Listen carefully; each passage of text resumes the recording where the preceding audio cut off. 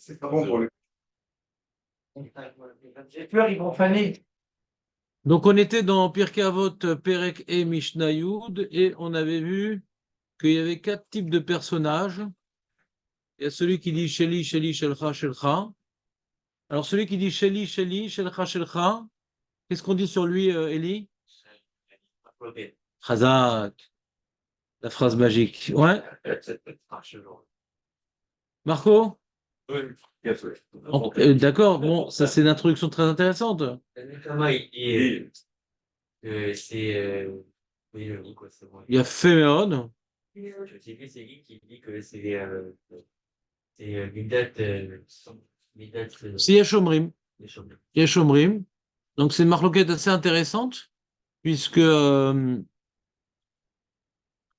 puisque Midas Dom, c'est fort, quoi. C'est le comportement des gens de Sdom qui ont été entièrement exterminés, effacés de la mémoire des hommes, si ça n'avait pas été écrit dans la Torah. Donc c'est très grave. Et là, qu'est-ce qu'il a fait de mal, en fin de compte? Il dit, ce qui est à moi, c'est à moi. Ce qui est à toi, c'est à toi. C'est-à-dire, il est très honnête. Il touche pas au bien des autres, mais il veut pas faire participer. Il veut pas, comment dirais-je, aider les autres. C'est-à-dire, la plupart des commentateurs vont lui expliquer cette Mishnah. On parle pas de tzedaka. Le rabbinat parle de tzedaka, mais c'est un petit peu difficile. Pas tzedaka, on parle plutôt de gmilut chassadim. J'ai commencé à vous expliquer hier qu'il y a une différence entre tzedaka et gmilut chassadim. Tzedaka, c'est donner de l'argent. Ouais. On peut pas dire que celui qui dit ce qui est à moi, c'est à moi, et ce qui est à toi, c'est Mida Bédonite, parce que dans ce cas-là, il donne jamais de tzedaka. C'est Navera. Il faut donner de la tzedaka. Alors que si maintenant, il fait ses devoirs de tzedaka, etc., il y a une certaine somme à donner, etc., dans des conditions particulières, mais il prête jamais ses biens, il est jamais avenant en fonction des besoins des autres. Ouais. C'est, donc là, d'un côté, il fait de mal à personne, de l'autre côté, il fait du bien à personne. D'accord? Donc, on a dit ensuite, on a vu que le Hamaharetz, c'est celui qui dit ce qui est à moi, c'est à toi, ce qui est à toi, c'est à moi. C'est-à-dire, on laisse les clés sur le comptoir de la voiture, et puis un jour, ah tiens, m'a pris la voiture. Dommage, je devais aller au travail. Bon, c'est pas grave. Puis un jour, ah ben, je vais prendre sa voiture. Il est assis dedans, c'est pas grave, je vais le sortir. Ouais. C'est-à-dire, il y a pas de notion de propriété. Et donc, c'est un manque de. C'est un Hamaharetz. Parce que Amaret, c'est quelqu'un de mal dégrossi. C'est-à-dire qu'il faut savoir respecter la propriété des autres, c'est vrai,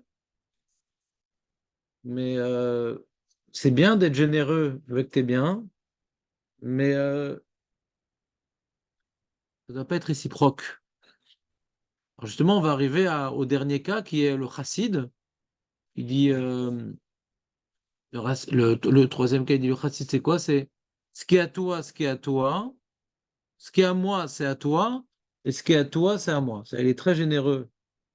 Donc, quand tu veux, Targuiche Benoît, fais comme chez toi, il n'y a pas de problème. Mais moi, non, non, c'est bon, j'ai pas besoin de ton truc, marrant. Ça, c'est chassid. C'est pas tzaddik. C'est quoi la différence entre tzaddik et chassid? Et Rouven, c'est quoi la différence entre tzaddik et chassid? Tu as du mal à avoir la différence parce que tu es les deux, toi, donc tu n'arrives pas à faire tellement la nuance. Je sais pas, je savais que tu n'allais pas faire la différence. C'est quoi la différence entre tzaddik et chassid? Je parle pas du monsieur avec les écureuils sur la tête, là, ouais. C'est pas ça, chassid, c'est l'ancienne définition du chassid. Le tzaddik, il fait ce que Dieu lui demande, pas plus, alors que le chassid, il fait plus que ce que Dieu lui demande. C'est les frères. Quelle fargelade, ouais. Il dit ça. Hein? Ça m'avait marqué. Incroyable. Il avait marqué aussi. Incroyable. Dit que c'est Donc je répète en français ce que nous a dit Léon. Et on a illustré, pour illustrer les propos de Léon, il y a une question très connue, très très connue, malheureusement, des fois j'entends des réponses que je me dis c'est dommage qu'ils n'aient pas étudié les Rishonim. La question est la suivante. Dans Pirkei Avot, vous savez, le Pirkei Avot, il y a la, il y a la troisième Mishnah de Antignos Ish Socho. Ouais. Il dit que Altiu Kavadim Ameshamshim et Arav Almenat Lekabel Peras. Ne soyez pas comme des serviteurs qui servent leur maître dans l'intention de recevoir un salaire, mais soyez comme des serviteurs qui servent leur maître dans l'intention de ne pas recevoir un salaire et que la crainte du ciel soit sur vous. Donc on voit qu'il faut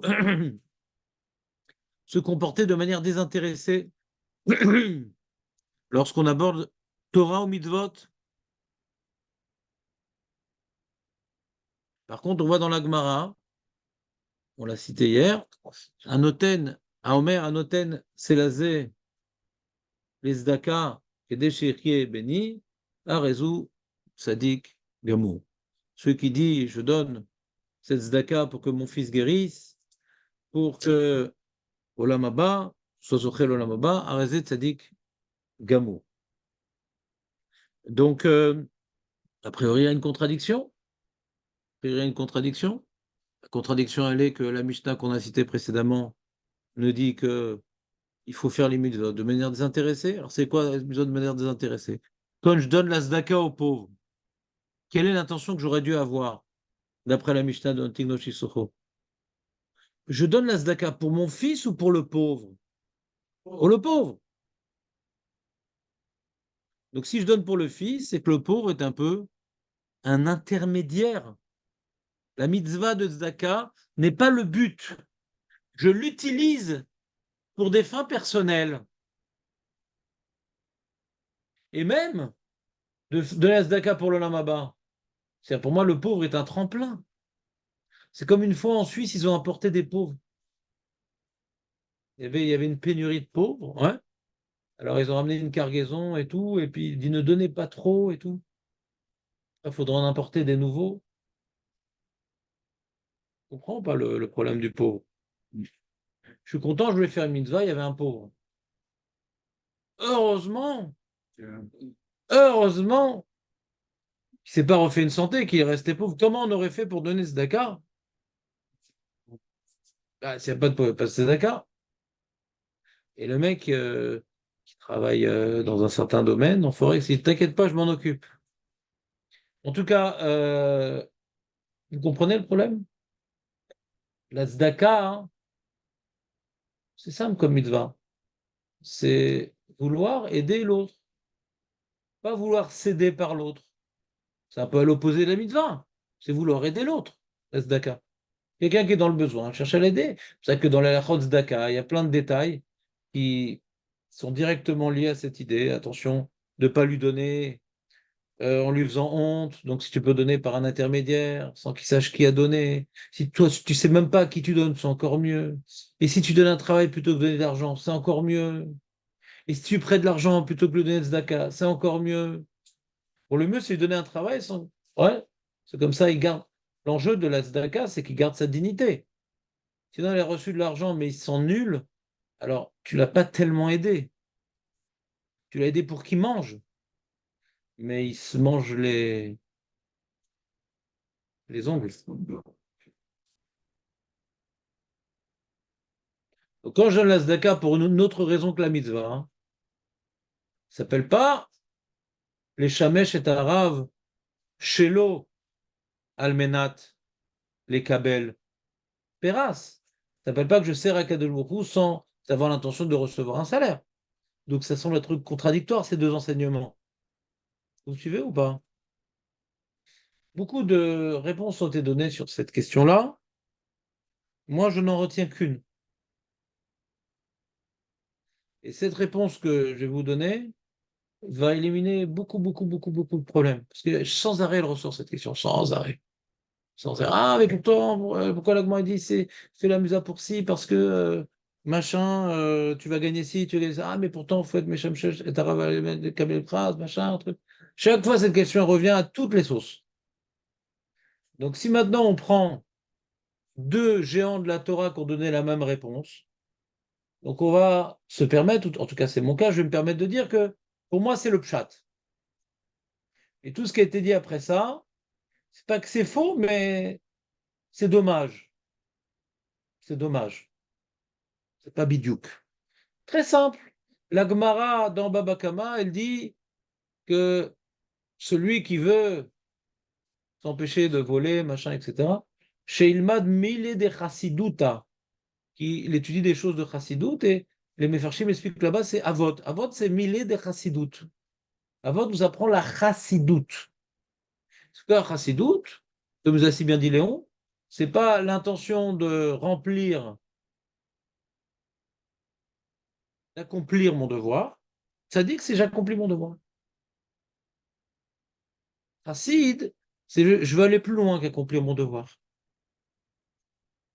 Je veux me rapprocher d'Akadosh Baruch Hu. Il y a le fonctionnaire et il y a l'ami proche. Tu comprends pas? Il y a un fonctionnaire honnête. Fonctionnaire honnête. Il vient à l'heure, il part à l'heure, mais il fait ce qu'on lui demande de faire. Et à l'ami proche, ben, il regarde pas les heures et il oublie sa fatigue. Et il est chassid. Chassid. Ouais, ou mit chassid. Chassid, c'est plus toujours. Chassid, c'est vouloir faire plus, c'est donner. Ça dit que c'est être juste. Être juste. Donc, qu'est-ce que c'est être sadique par rapport au mitzvot? Ben, c'est l'accomplir. Peu importe ton intention. Le pauvre, il a faim maintenant, il n'a pas faim. Donc, tu as accompli ton devoir. Tu peux voir ça sur toutes les mitzvot, ouais. Toutes les mitzvot. Toutes les mitzvot que la Torah nous demande. Est-ce que tu as accompli la loi? En tant que sadique, t'es juste. T'es juste.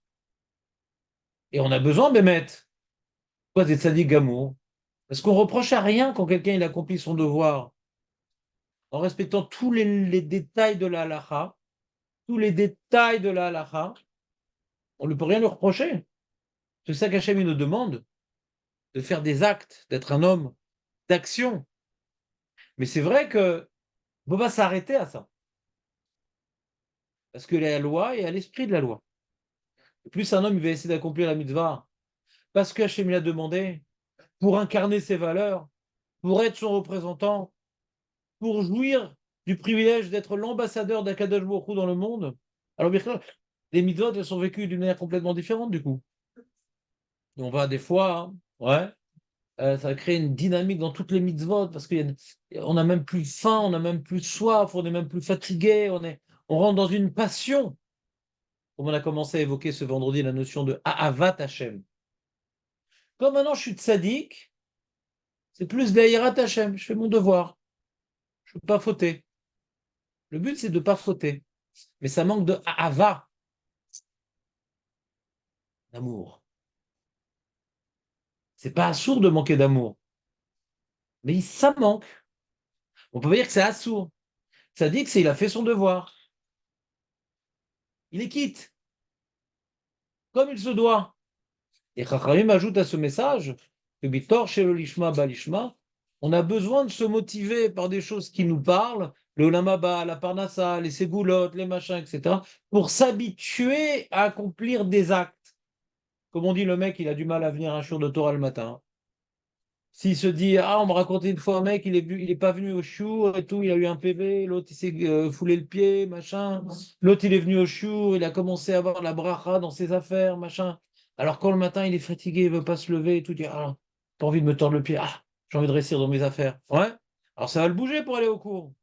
Et ça fait maintenant 1 an, ça fait 2 ans. Maintenant c'est devenu une seconde nature de venir au cours. Il se pose plus la question. Et quand il se pose plus la question, il est au cours, il dit, ah, c'est intéressant quand même, hein. Il a oublié Birklal, l'histoire du pied tordu et des affaires. Et s'il n'y a pas le cours pendant les vacances, il dit, ah, viens, on fait Ravouta, on fait quelque chose. Ça me manque. Il faut s'habituer déjà. Il faut prendre le pli. Tu comprends ou pas? Il faut prendre le pli. Pourquoi je vous parle de tout ça? Parce qu'il y a écrit dans le Mishnah Chassid. Le Chassid, ouais, il ne touche pas au bien des autres. On a vu dans la Gemara quelqu'un qui ne voulait pas profiter des autres, vous vous rappelez ou pas? Eh ben, Marco, notre dernier espoir, recours.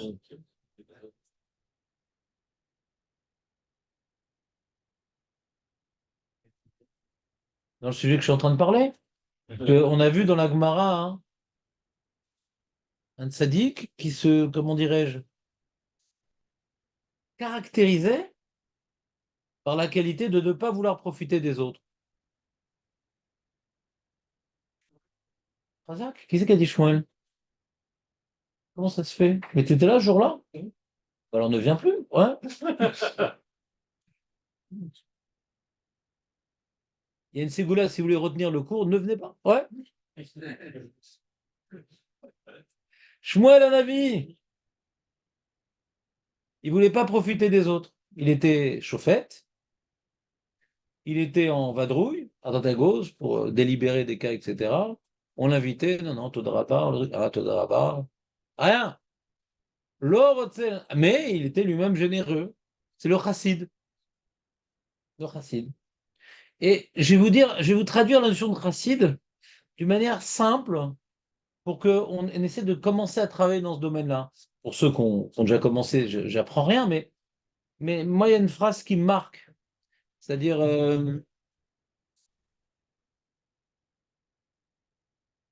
est-ce que le monde a été créé pour moi ou j'ai été créé pour le monde? Le chassid, il considère que j'ai été créé pour le monde. Qu'est-ce que je peux faire de bien? Voilà, maintenant, la guide vient sur le matin. Ouais, le matin. En quoi je peux me rendre utile? Tu vois. Alors, il y en a qui disent, ah, qu'est-ce que je vais pouvoir profiter de cet endroit-là? Tu vas à un mariage. En quoi je peux me rendre utile? Alors, je vois le khatan, je vois quelqu'un qui est tout seul, etc. Ou comment je vais pouvoir kiffer? Vous comprenez ou pas? Alors, quand je vais kiffer, je ne suis pas un rachat. Je peux être un tzaddik. Je prends rien à personne, etc. Lui, il nous a payé des parts, je mange, etc. Mais tu n'es pas raciste parce que tu n'es pas dans l'optique de vouloir, ouais, comment dirais-je, Hachem. S'il s'occupait que de lui, le monde n'aurait pas existé. Le but du chassid, c'est ressembler à Kadosh Baruch Hu. Il ne cesse, il n'arrête pas de donner, de s'occuper. Roser, Magen, Moshia, Mechayem Etim, Rofer Olim, Somer Nofelim. Sans arrêt, sans arrêt. Il est sans arrêt dans le souci de qu'est-ce que je peux faire pour aider. Le chassid veut ressembler à Kadosh Baruch Hu. Hachem ne profite pas de nous. Il nous accompagne, il nous aide, il nous donne ce qui est adapté. Tout le problème des divorces, c'est ça. C'est pas qu'est-ce que je peux apporter à ma femme, c'est qu'est-ce qu'elle peut m'apporter. Et au bout d'un moment, elle est usée, ou par les années, ou par les abus qui proviennent de nous. Une femme de nature, elle aime donner. Alors si quelqu'un dit, oh, faut le dire vite, c'est qu'on l'a usé, celui qui aurait dit une telle remarque. Non, elle aime bien donner, la femme. Elle a une teva de vouloir partager, vouloir faire plaisir à son mari, mais des fois, il abuse de sa confiance, le mari. Donc, elle est fatiguée, elle est désabusée.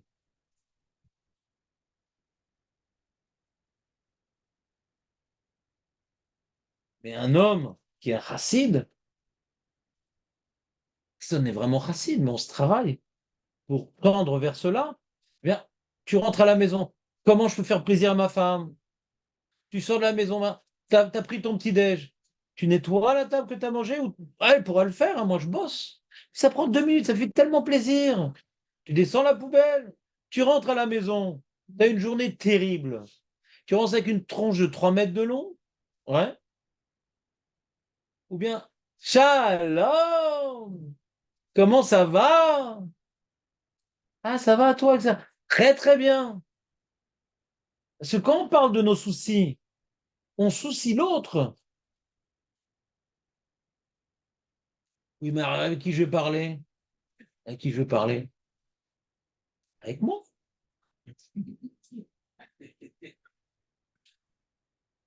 Faut acheter la Carticia, ouais. Au bout de 124 guichottes, la dernière est gratuite. C'est du Lachonara, on se parle. Quoi? On se parle, c'est même, c'est du Lachonara. Non, moi. Non, mais je parle, j'ai eu vraiment une journée à cause de lui, c'est Lachonara. Non, c'est bien de se parler. C'est bien. Ouais. C'est bien parce que des fois, quand on se parle, alors on s'écoute. Et quand on s'écoute, on dit qu'est-ce que je suis lourd, qu'est-ce que je suis bête, qu'est-ce que je suis grincheux. Dans le monde des limbes, on ne se rend pas compte de notre lourdeur incommensurable. Mais quand on se parle, bon, j'exagère un petit peu. Mais c'est ça, tikne le chachaver. Tikne le chachaver. Un ami, ouais, la femme n'est pas forcément un chaver. On n'est pas obligé de tout raconter à la femme. Faut pas tout raconter à la femme. C'est clair. Ouais. Chaim le sait très bien.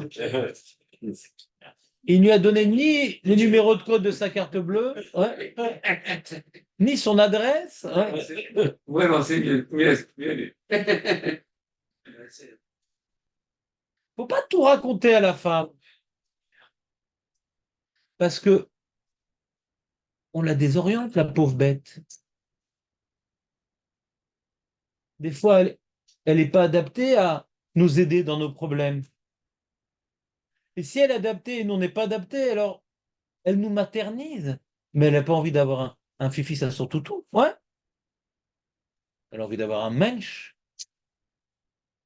Le mec, avec les abdos qui remontent jusqu'au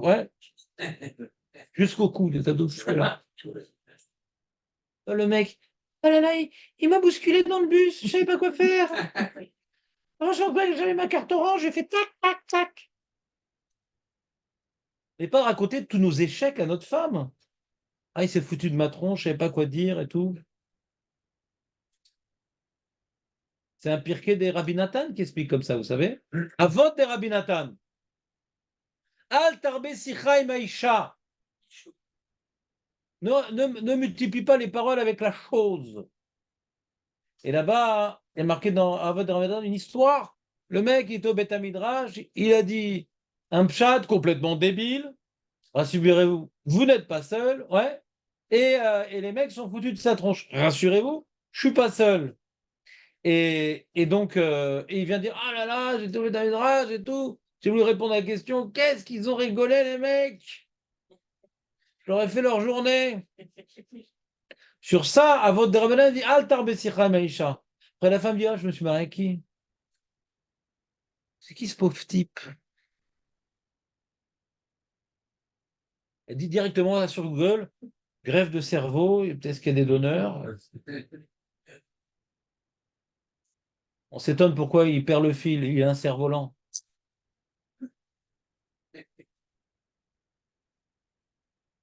Donc revenons à l'idée.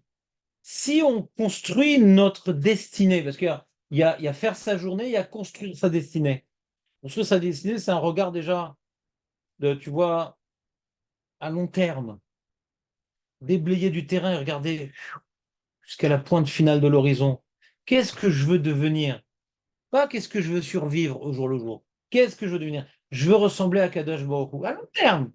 Et c'est quoi Ozer, Moshia, ou Magen, Somer Nofelim, Verofer Holim, ou Matir Asurim. En quoi je peux aider? En quoi je peux participer?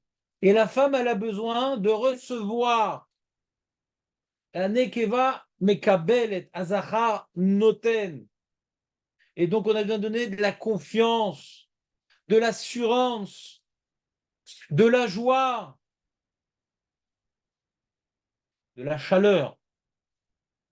Pas des émotions violentes, de la chaleur, de l'amour, du respect, de donner. Hachem nous a plongé dans la notion du chassid en nous imposant de nous marier.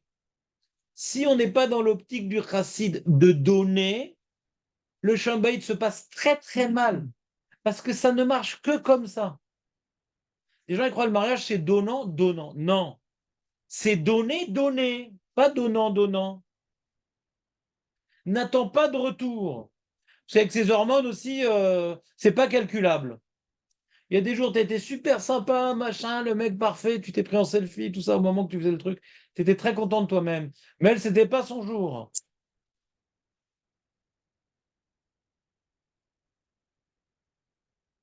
On ne peut pas savoir à l'avance la tronche qu'elle va nous donner. Mais elle-même, elle doit me dire, ah, désolé, tu étais tellement gentil et tout, mais je sais pas, j'étais pas bien. Je sais pas. Une femme, elle peut dire, je sais pas, j'étais pas bien. Un homme, non. Un homme, il crée la bonne humeur. L'homme, il est le créateur. Il crée la bonne humeur.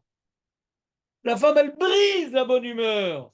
Tu recrées la bonne humeur, elle brise. Et jusqu'au moment, ah, c'est un travail. Il y en a un qui a dit à sa femme, tu t'es marié avec moi ou contre moi? Voilà. Et alors, qu'est-ce que tu lui as répondu à ta femme? Qu'est-ce que tu lui as dit, Chaim? Qu'est-ce que tu lui as dit? Je ne peux pas répondre parce que. C'était pas le jour, c'était pas le jour. Hein? Moi, qu'est-ce que j'aurais répondu? C'est pas de mariage. Qui va contre un mariage? Ne sais pas, tu vois. Tu ne sais pas à qui tu parles, toi. Ouais.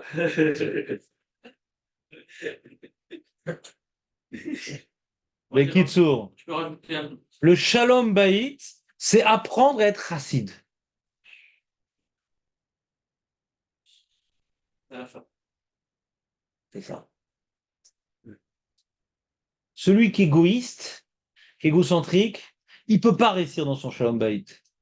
Il ne peut pas réussir dans son avodat Hashem non plus.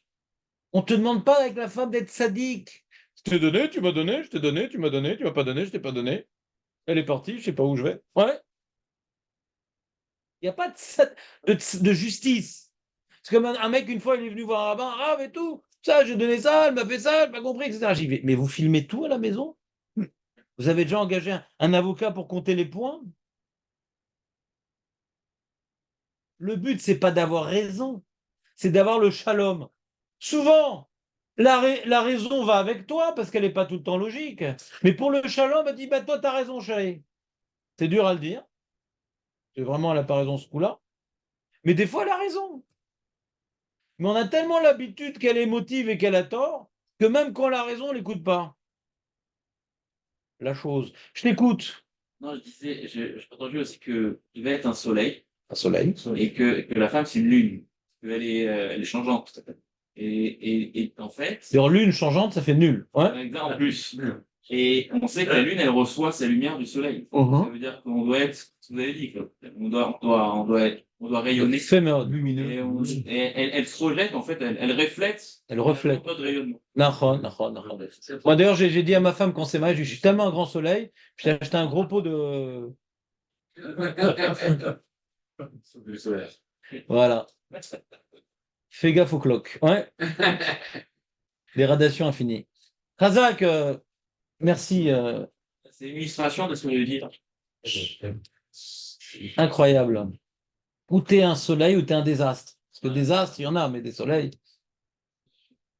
Razak, donc c'est bon? Vous avez compris maintenant c'est quoi chassid? Donc la chassidoute, c'est pas facultatif, mais c'est pas accomplissable comme ça. Parce qu'on est tellement égocentrique de manière naturelle que c'est un travail de fond, sans arrêt. Mais pourquoi j'ai parlé? Et pourquoi j'ai fait ça? C'est un problème de cheshbon hanefesh. Pourquoi? Qu'est-ce que je cherche là? De me mettre en avant? Qu'est-ce que je cherche là? De me la jouer, de me la ramener, de me la truc. Pourquoi j'ai pas aidé? Pourquoi j'attends que les autres ils bougent pour que moi que je bouge? Pourquoi il y a toujours un qui bouge et moi je suis? Je ne peux pas moi-même bouger. Attendre, ça y est, quelqu'un va bouger.